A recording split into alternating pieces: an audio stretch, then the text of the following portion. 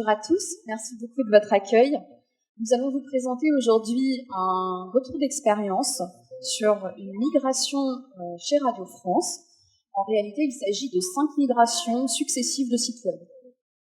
Vas-y, Adèle, je te laisse te présenter. Bonjour à toutes et à tous, Adeline Lessélier, SEO stratégiste chez OnCall. J'accompagne un portefeuille d'une 50aine de clients, donc il y a des agences, commerçants et médias comme Radio France.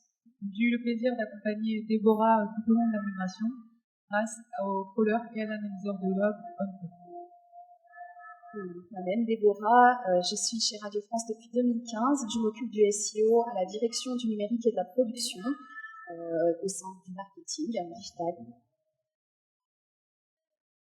Donc, nous allons vous présenter 4 étapes de migration. C'est une présentation chronologique. La phase préparatoire, qui a été en fait la phase la plus longue, avec des études SEO, l'identification et la gestion des risques.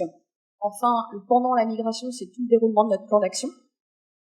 Après, à court terme, à J+1, J+7, des analyses de crawl, suivi d'indexation et des perfs. Et enfin, jusqu'à ce jour, on a quelques mois de recul aujourd'hui pour vous donner de premiers résultats et des enseignements. On passe à la première partie, avant l'immigration, c'est la phase d'avant-projet. Donc, je vous donne un peu de contexte. Rapidement, donc, Radio France souhaite devenir leader en France sur l'audio, sur le numérique. Il y a énormément d'offres qui se développent avec les gros Spotify, etc. Donc là, vraiment, l'idée, c'était de mettre la force sur ce qu'on sait bien faire et donc de rassembler les offres de France Inter, France Culture, France Musique, Move et FIP, donc 3 sites domaines dédiés sur radiofrance.fr. Il y a une application mobile qui existe depuis 2018, donc là, on est sur le pendant web de cette offre. Sachant qu'on a d'autres radios, on a des radios locales avec France Bleu. Là, il y a vocation à se rapprocher plutôt de ce que fait France Télévisions avec France 3 Régions. Donc, on n'a pas vocation à migrer ces contenus-là chez nous. On est vraiment, nous, sur le podcast et la radio et la musique. Côté France Info aussi, c'est un site d'actualité news à part entière. Donc, lui, il reste fort sur ce qu'il sait faire aussi. Nous, on va peut-être promouvoir les contenus de ces podcasts, nos podcasts en tout cas. La plateforme est plus optimisée pour promouvoir de l'audio, donc on pourrait les accueillir et les promouvoir chez nous, ainsi que d'autres contenus de services publics, Arte Radio, RFI, etc. Dans le contexte aussi, donc ces migrations, ce n'était pas que des migrations, on a fait une refonte totale d'arborescence. On a en amont aussi fait une refonte de back-office avec des features SEO. On a eu des petites surprises comme changement de techno, on est passé sur Svelte, c'est un framework JS. Migration de CDN aussi, c'était pas trop prévu, mais on a dû gérer ça. Puis avec le temps qui passe, les évolutions de Google, c'est avec par exemple l'abandon d'AMP, mais de moins en moins clés, on va dire, et les Core Web Vitals qui ont pris beaucoup d'ampleur. Donc voilà. Sur les timelines, donc après la phase préparatoire, on a commencé à migrer dès fin janvier. Ensuite, on a eu une phase de retour d'expérience et de suivi pour ensuite pouvoir successivement migrer les sites de FIP, France Culture, France Inter et le dernier qui est Move avant l'été. Avant les grilles d'été radio, ça c'est important pour nous. On ne pouvait pas migrer n'importe quand par rapport aussi aux équipes qui étaient disponibles pour nous aider. Quelques chiffres clés aussi, donc le SEO, ça représentait sur ce périmètre-là, en 2021, 42% du trafic. On a donc, globalement, on a estimé qu'on avait dû dépasser 2 millions d'URL au départ, on avait ça qui était indexé dans Google.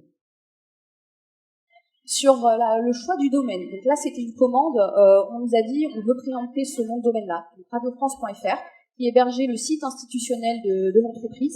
Donc on a fait une pré-migration, on a déplacé le site institutionnel pour récupérer le .fr. Il a été déplacé vers le .com. Et donc, alors c'est vrai qu'au début on disait c'est pas super élégant d'avoir des redirections croisées, mais en tout cas on l'a fait et ça a fonctionné et on l'a assumé. Donc là on est parti, on a d'abord désindexé entièrement le site institutionnel. Sur la gestion des risques, je ne m'attends pas dans tous les détails aussi, sur nous, un de nos principaux problèmes, mais managériaux, c'était comment on va continuer de bien valoriser nos chaînes de radio, alors que le domaine, c'est hyper clé, en tout cas quand on fait du web. L'URL, voilà, c'est hyper important. Donc là, il y a quand même un risque. Comment on peut compenser ça? L'affichage des marques radio dans les résultats de recherche, il faut qu'on puisse bien rattacher les contenus à leurs sources d'information, qui sont très légitimes et bien connues du grand public, telles que France Inter, alors que Radio France est beaucoup moins connue. Sur le positionnement et la visibilité, on passe de 5 sites qui se positionnent parfois sur les mêmes mots-clés, parfois même on a 3 résultats qui viennent de Radio France, et là on va forcément avoir moins de résultats sur un seul domaine. Ensuite, sur le référencement d'actualité aussi, où les guidelines sont plus light, clairement on a moins de directives de la part de Google, il y a des choses qui sont beaucoup moins maîtrisées, et on a dû découvrir au fil de l'eau, et aussi beaucoup solliciter nos contacts côté partner Google pour obtenir des réponses. Sur les indicateurs, on a évidemment comme les visites en provenance des moteurs de recherche, mais surtout nous, ce qui nous intéressait, c'était les visites qualifiées, les visites avec lecture. Parce que comme on a dû faire des choix sur cette migration, on a aussi supprimé beaucoup de contenu. Donc ce nettoyage-là, c'est de la déduplication, mais c'est aussi de la suppression de pages zombies, comme on dit, de pages de faible qualité. Et donc on a aussi enlevé des pans entiers de groupements de contenu qui n'étaient pas bonne valeur ajoutée pour l'audio. Donc forcément, on savait qu'on allait perdre certaines visites, mais voir quand même, est-ce que en termes de qualification de la visite, est-ce qu'on est mieux? Sur le choix de l'URL aussi, il a fallu faire des concessions. On s'est dit que le plus simple, c'était de partir sur un sous-domaine. C'est le moins risqué en SEO. Déjà, en SEO, on n'aime pas changer de domaine, clairement. Donc, si on veut changer de nom, on a le sous-domaine. Et là, on sait que côté Google News, c'est super simple. Il identifie facilement la marque. On n'est même pas obligé de changer la structure des sites pour migrer. On pourrait les laisser telles quelles. Voilà. Sauf que, en fait, c'était pas du tout le projet. Le projet, c'était de faire une plateforme commune et de faire en sorte que l'éditorial soit beaucoup plus riche et que l'édito se réponde entre les différentes radios. Si chez France Inter, j'ai un ministre qui passe le matin, je vais avoir tous les décryptages dans la table ronde derrière, dans les tables rondes de France Culture. Que chez Move, on fait du hip-hop, du rap, des musiques urbaines, mais pas que chez Move, il y en a chez France Inter aussi. Comment on fait communiquer tous ces contenus ensemble et on veut être fort sur des sujets d'intérêt, sur des recherches autour de podcasts par thématique aussi et mieux exposer notre offre. Pareil, si je cherche des podcasts de philosophie, j'ai que certaines émissions qui apparaissent, mais notre catalogue n'est pas valorisé. Donc pour nous, en fait, on s'est dit, c'est plus compliqué, c'est plus risqué, mais on peut assumer d'aller sur un www.radiofrance.fr/le répertoire. Là, on va avoir un maillage plus cohérent. On va avoir des fonctionnalités telles que l'écoute de la radio et des podcasts pendant que vous continuez de naviguer, et on a une vraie continuité entre les pushs et la personnalisation avec l'application mobile. Donc ce sont des choix qui ont été faits au regard du SEO, mais pas que pour le SEO. Sur la phase de conception, donc au départ au SEO, nous on est 2 personnes, via ma collègue que j'embrasse fort, c'est Léopoldine Cirijols, qui a beaucoup travaillé sur les études sémantiques et la conception de l'arborescence. On a pris toutes les thématiques de tous nos sites, les taxonomies, des pages de tags, de dossiers, des sélections d'épisodes de podcast. Et on a fait une mise en commun. Donc on s'est fait aider quand même par des agences externes, mais pour que ce soit hyper quali, on a dû clairement pardon. Donc là-dessus, on est parti sur 365, je crois, thématiques principales, et derrière aussi, on a d'autres taxonomies autour de groupements de contenu, de personnalité, voilà. Et on va aussi partir certainement sur des formats de contenu qui intéressent les internautes. Sur la partie intéressante pour nous aussi, là où on va gagner du SEO, c'est de mieux maîtriser la publication. Donc vraiment le back-office, avoir des features, gestion de métadonnées, canonical, indexation ou pas, et aussi de pouvoir ouvrir ou pas des pages, des URL par exemple. Je peux créer des groupements de contenu sans avoir d'URL, si c'est pas assez quali ou intéressant pour le SEO. Donc du coup, on s'est dit, là où on perd du SEO, potentiellement on va essayer d'en gagner ailleurs. Sur la phase préparatoire, donc on a beaucoup travaillé en amont sur de la spécification, détail de la doc avec les équipes techniques, et ça nous a fait gagner beaucoup de temps parce que derrière on a pu découper en US, en user story avec des exemples concrets, et ça nous a aidé. On a eu assez peu d'allers-retours. Donc là-dessus, si je peux vous conseiller de vous fader de la doc, c'est plutôt une bonne chose, même pour vos designers, puisque ça vous permet de leur faire des petites guidelines. Google Actualité, il a besoin de ça. C'est assez rigide, malheureusement, on ne peut pas passer à côté, mais voilà, n'oublie pas ta checklist. Enfin, je te passe la main sur la stratégie. Oui, donc pour une migration d'une telle ampleur, il va falloir une stratégie de crawl bien définie. Donc là, ici, je vous ai mis une petite timeline qui reprend les étapes clés d'une migration. Donc en premier temps, on va pouvoir lancer un crawl sur la pré-prod, par exemple sur OnCrawl. Ensuite, on a la possibilité de lancer un crawl sur la prod et ensuite la pré-prod pour pouvoir les comparer. On appelle ça le crawl over crawl. Ensuite, en étape 3, on bascule Et on a la possibilité de lancer un crawl en mode liste. En fait, je vous suggère de le faire pour pouvoir vérifier si toutes les redirections sont bien mises en place et si les canonicals sont toutes OK. Et puis ensuite, les dernières étapes, mes préférées, ça va être finalement les rapports post-migration, vous allez pouvoir partager en interne. Et puis, le suivi d'indexation du nouveau site grâce à l'analyse de log en temps réel. Pour le cas de Radio France, on l'a vu précédemment, c'était plusieurs sites migrés progressivement, donc il a fallu répliquer cette stratégie de crawl sur plusieurs projets. Ce qui nous donne pas mal de configurations par environnement. Donc là, par exemple, on a un exemple de profil de crawl sur la pré-prod, sur DesktopBot. Ensuite, on a une autre configuration sur MobileBot avec JS, sans JS, etc. Et puis ici, un exemple de paramètres avancés avec du scrapping, par exemple, qui permettait d'aller récupérer des informations personnalisées pour les équipes de Radio France. On passe à la phase migration. Alors, on a fait le pari dans l'équipe SEO de faire une indexation progressive.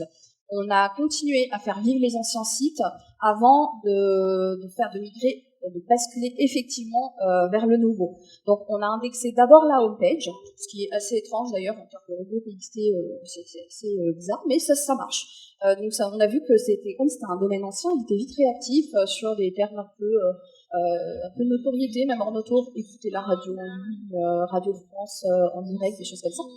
Donc on a assez rapidement mis en place ensuite l'indexation de France Musique, c'est-à-dire qu'au moment où on dit tel jour on bascule, c'est en fait je fais mes redirections.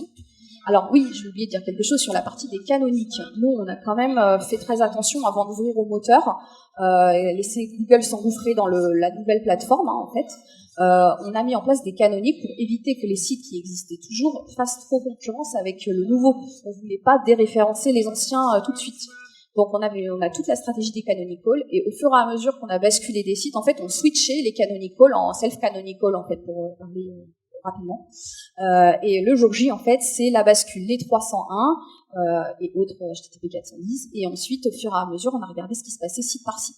On voulait pas que, en gros, cette phase de migration, en fait, on a des sites décommissionnés, d'autres pas.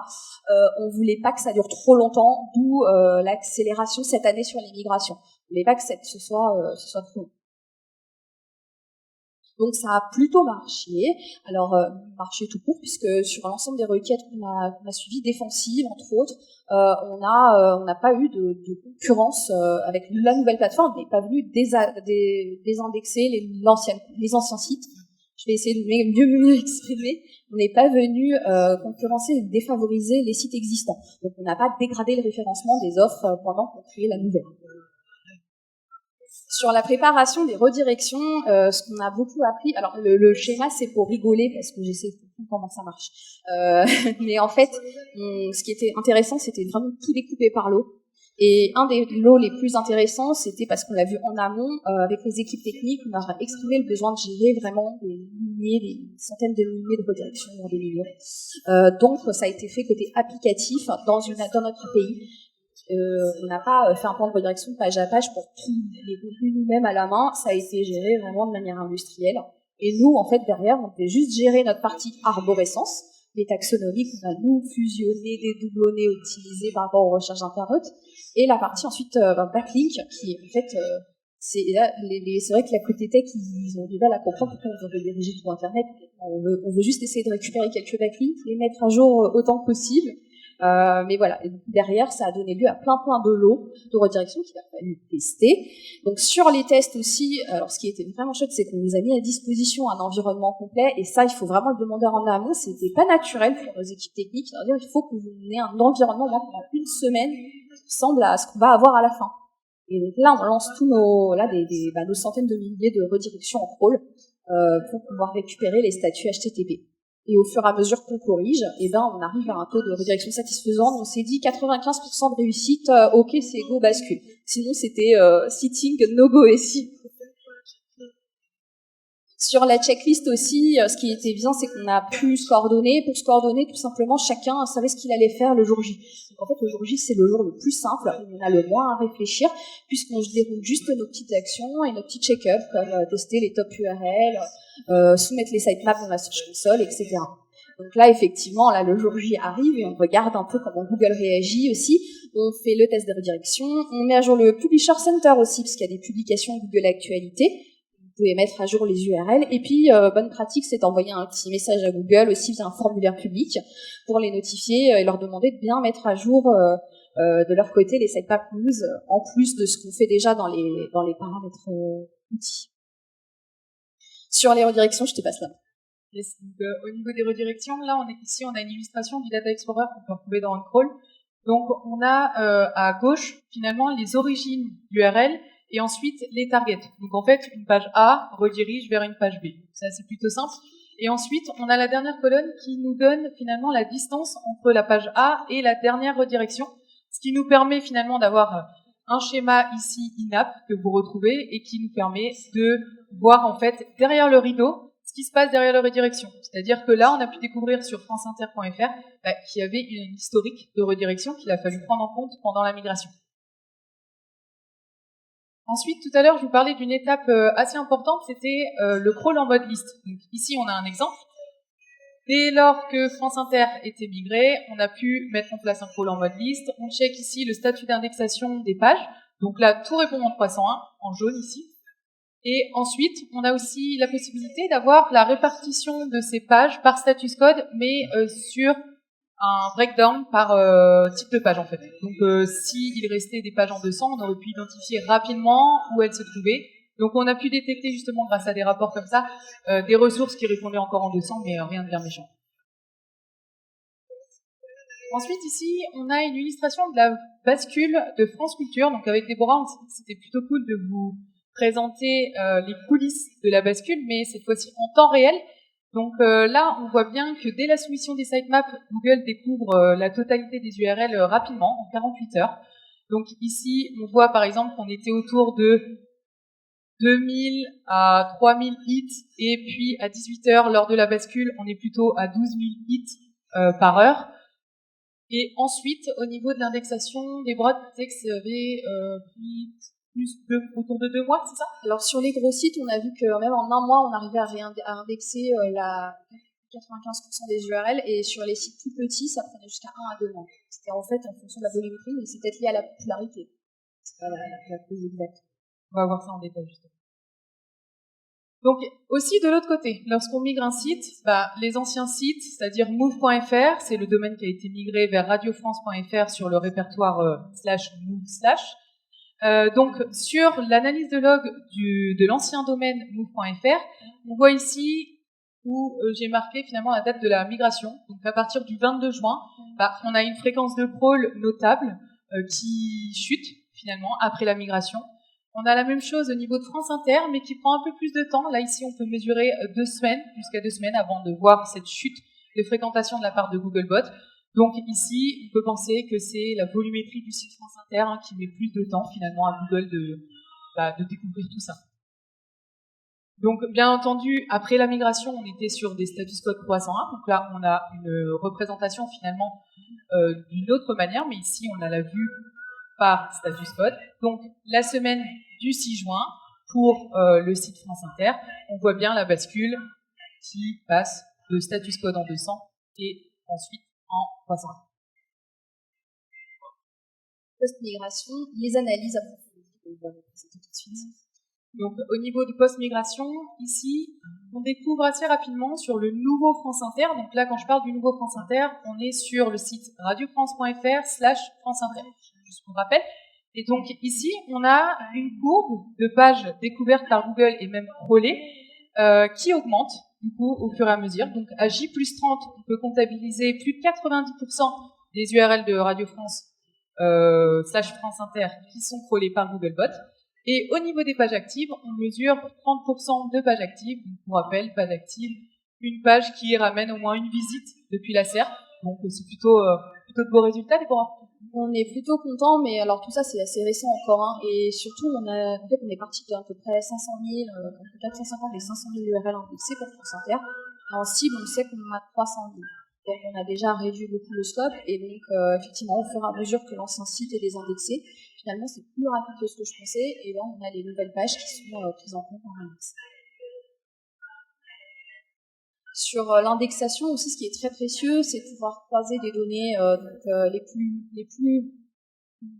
précises qu'on a aujourd'hui, les qualitatives, c'est les données d'indexation Search Console via les sitemaps. Donc ça, c'est vraiment mes pages indexables, les URL que je soumets à Google, versus le crawl, le maillage interne, parce que toutes les pages sont bien disponibles et maillées au sein du site, parce que j'ai des pages orphelines, etc. Donc là, on a constaté qu'il y avait quand même, ça nous a permis en fait de voir par exemple sur nos groupements de contenu autour des personnalités, on avait des liens, des blocs de maillage qui avaient disparu, et donc on avait un taux de pages orphelines qui était anormal, et aussi ça impactait l'indexation, on avait un petit peu moins d'indexation que sur les autres pans du site.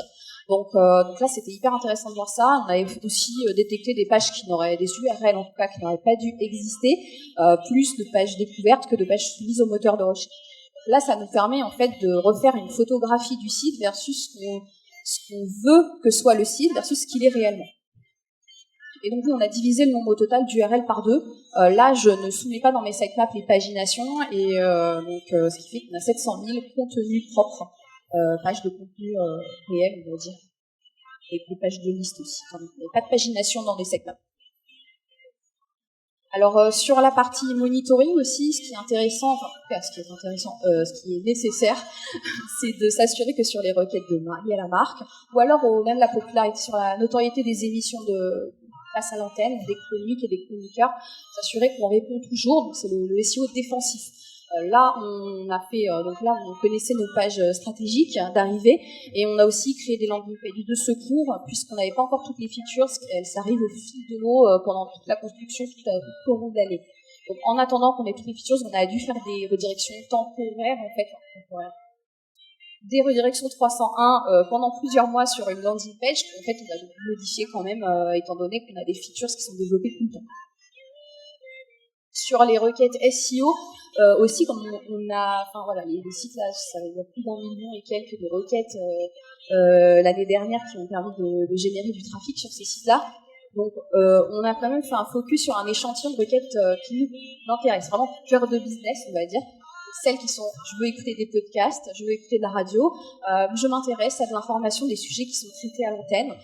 Par exemple, je m'intéresse à des contenus qui sont autour de mes artistes préférés, par exemple, pour FIP. Et ce qui est intéressant pour FIP, c'est que là, donc, sur la partie radio, les redirections ont bien été prises en compte et les positions ont été assez récupérées de manière assez solide, même si on sait qu'on peut encore améliorer certaines variantes de requêtes par l'éditorial principalement.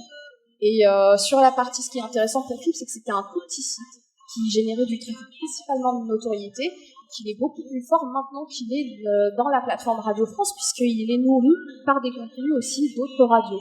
Donc il se positionne mieux, mais ce ne sont pas des pages de FIP à proprement parler, ce sont des pages transverses de contenus de liste qui proposent l'ensemble des contenus de catalogue dont FIP. Et donc effectivement, il faut faire attention à ce qu'on analyse le avant-après, mais pas du tout isolé.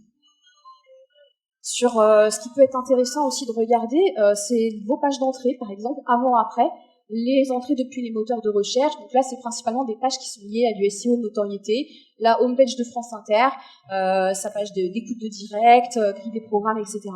Donc là, ce qui a été intéressant aussi de voir, c'est que au début, on a eu la blague de oh mon SEO se casse la gueule. En fait, non, il y avait des campagnes SEA sur la marque pour sécuriser un peu tout ça quand même. Donc, quand elles ont été arrêtées, on est revenu à la normale puisqu'on était le nouveau premier. Donc, c'est des petites blagues aussi. Sur l'analyse aussi de ce qui se passe de manière plus approfondie sur les différentes verticales de Google, on va dire.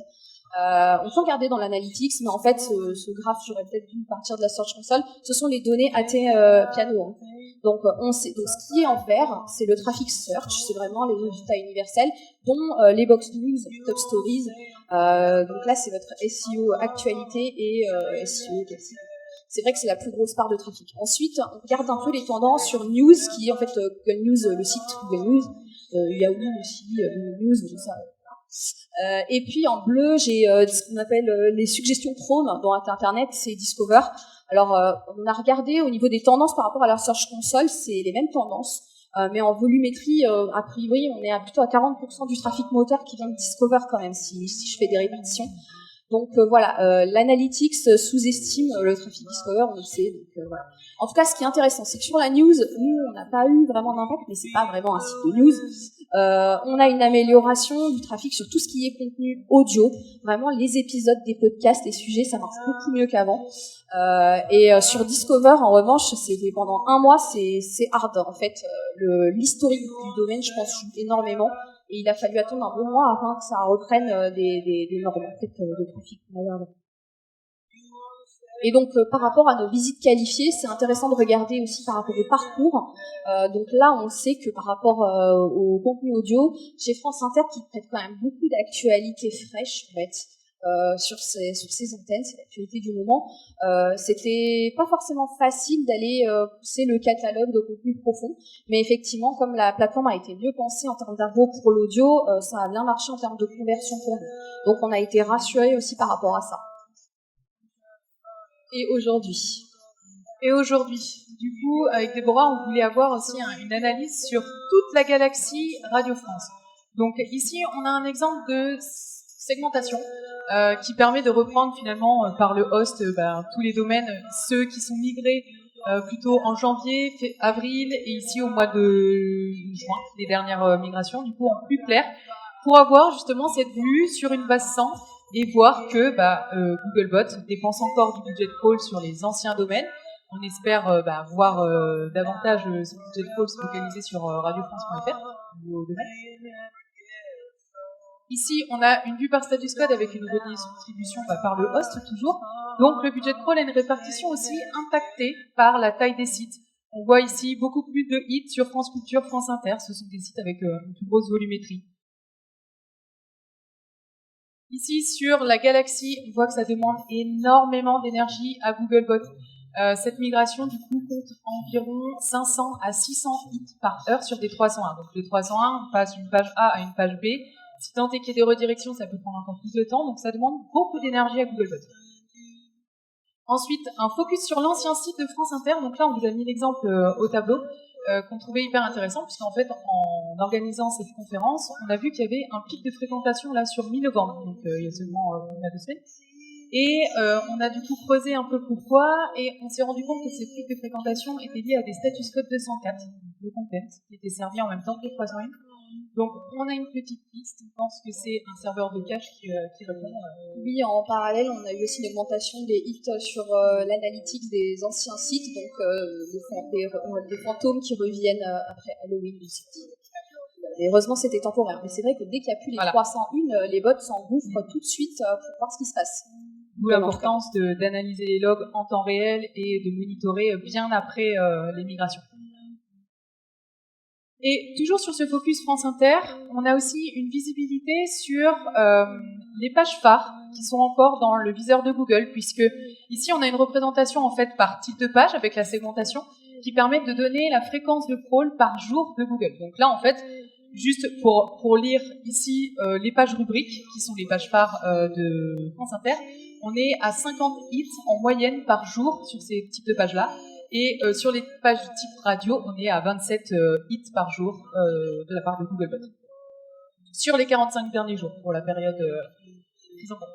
Ici, un focus global aussi sur France Culture. En fait, avec Déborah, on voulait aussi avoir une vue sur un domaine en particulier, donc sur la galaxie de juste France Culture, par exemple. On a pris cet exemple-là. Donc là, on a une visibilité sur l'ancien site franceculture.fr et le nouveau site radiofrance.fr/franceculture en vert. Et on étudie assez rapidement que le budget de crawl, finalement, il est quand même utilisé par l'ancien site. Hein. Donc Google n'oublie pas l'ancien domaine sur les derniers jours. Donc là, c'était une migration qui avait été faite au mois de mai, France Culture.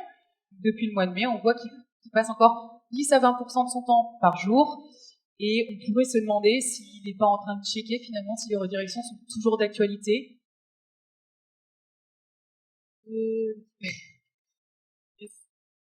Et ici, une petite vidéo qui fonctionne, c'est parfait.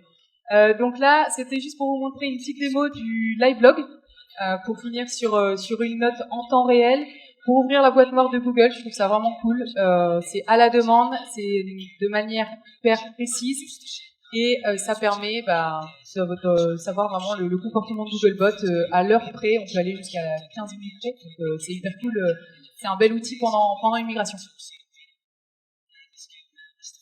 Et si c'était à refaire, Déborah, je suis sûre que tu as d'excellents tips à nous partager pour une migration parfaite. Je te laisse la parole. Alors, sur la configuration des outils, en préparation, ce qu'il faut aussi sur les volumétries, réussir à estimer le nombre d'URL qu'on va devoir crawler, tester. C'est pas forcément simple, on n'a pas la vision cible tout de suite. Donc là, on a modifié notre budget, notre quota crawl, on l'a multiplié par 4 pour pouvoir crawler nos pré-prod, staging, et aussi faire des tests avec et sans JS puisqu'on a notre propre moteur de rendering. Sur le monitoring aussi, on a fait beaucoup de choses un peu nous, manuellement, se connecter aux interfaces, etc. Mais en fait, on peut générer des rapports, les programmer. Donc, par exemple, sur les anciens projets, c'est de mettre toutes les URL qui sont censées être dirigées et régulièrement les tester pour voir s'il y a des décalages. Sur la configuration des projets aussi, dans OnCrawl, ce qui était intéressant, c'est qu'on avait les logs dans le même bucket. Donc ça, c'est quelque chose qu'on peut demander en amont. C'est si on a les logs de nos différents sites migrés au même endroit, en gros, on peut aller les collecter. C'est plus facile pour sortir les rapports qu'on a vus précédemment, c'est ça?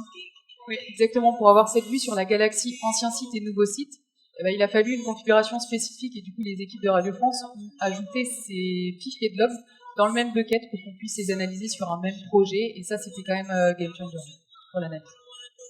Sur les choses qu'on aimerait refaire aussi, c'est l'alerting des régressions. Dans toutes les tâches qu'il y a eu à faire, on l'a mis en place assez tardivement, mais on s'est rendu compte, en fait, on a fait des migrations de sites, mais en même temps, il y avait du dev sur du run et du build, en fait. Il y avait du build avec des nouvelles fonctionnalités. Il fallait pas qu'on parte en arrière avec des filtres ou des facettes qui arrivent, etc. Donc là, on a mis en place quand même l'alerting régression, mais vraiment, c'est une bonne chose de le faire dès que possible. Et en plus, c'est une feature qui va arriver chez OnCrawl, du coup, pour la fin de l'année. Super. Bonne nouvelle. Et enfin, alors dans les petits tips aussi, c'est que sur le temps passé à configurer les outils, parce que c'est pas du tout anodin quand même, quand on doit aussi gérer la gestion de projet, on peut demander, je crois, à l'équipe d'OnCrawl à ce que vous nous aidiez à dupliquer les configurations, par exemple en prod, en pré-prod, pour avoir vraiment des comparaisons avant même de basculer, d'être très sûr de ce qu'on fait en fait. Oui, voilà, donc la segmentation, elle peut être travaillée dès le projet pré-prod, et ensuite, nous, on a juste une fonctionnalité pour télécharger le fichier JSON et l'uploader rapidement, donc on n'a pas besoin de le faire la chose 2 fois, ça gagne énormément de temps. Donc, ce qui a été vraiment précieux pour nous, en fait, c'est d'avoir un interlocuteur très, très, très réactif et de nous aider vraiment en temps réel quasiment. Adeline a été là pour nous soutenir dans l'analyse et nous aider à identifier des problèmes potentiels. Enfin, alors, si c'était à refaire, on n'a pas du tout parlé de linking ici, alors que c'est hyper important. Il y a le maillage interne, et il faut savoir que du coup, on peut l'auditer avec des crawls, et là, on a vraiment, nous, on s'est dit que le maillage interne, on attendait des features, ça allait arriver très très vite après les migrations, et en fait, on a un peu de bande passante qui commence à être difficile du côté produit, et donc là, le linking, on pousse vraiment pour l'avoir. Donc je pense que là, il y a une clé côté maillage interne, toutes ces fonctionnalités, comme quand on change de structure de site, vraiment analyser l'imrank et pour s'assurer qu'il n'y ait pas de déperdition à ce niveau-là avant et après. Parce que ça joue sur le positionnement et donc le trafic. Et sur le linking aussi, il y a une chose très importante quand même, et là aussi, on a dû gérer les délais, mais vraiment faire une campagne de mise à jour de liens externes, je pense que c'est hyper simple. En plus, on a fait le test dans le service public. Ils répondent, nos copains, ils répondent dans leur journée. Quand on leur envoie un mail, ils mettent à jour les liens. Faut le faire. Donc, campagne de mise à jour de liens externes autant que possible sur les sites des sites tiers. Un petit hommage quand même à l'équipe qui a travaillé sur ces migrations côté Radio France.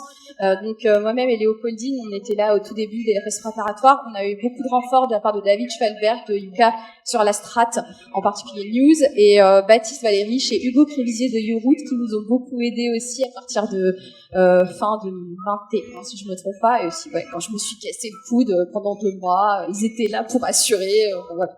Il y a toujours des pépins dans les projets SEO et pas que des pépins techniques, parce que des pépins, je me casse une jambe, quoi. Voilà.